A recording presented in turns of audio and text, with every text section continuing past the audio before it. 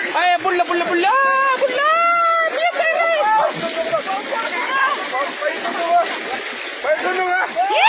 जिंकला बघा साहेब.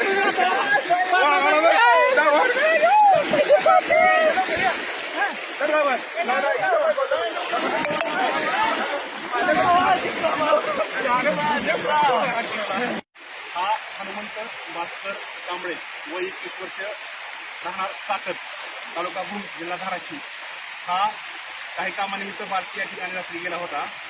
पाऊस असल्या कारणाने बार्शीत पाहुण्याच्या घरी मुक्काम करून सकाळी दूध काढण्याच्या घाईने बार्शीवरून तो वारसवाडी मार्गे वाकडीच्या पुलावरून जात असताना त्याला पाण्याचा अंदाज न आल्याने तो वाकडी पुलाच्या 100 मीटर समोर पाणी पहा त्या पाण्यामध्ये अचानक त्याला पाण्याचा अंदाज न आल्याने त्याची गाडी वाहून गेली, मोबाईलही वाहून गेला आणि तो एका झाडाला अडकून बसला होता.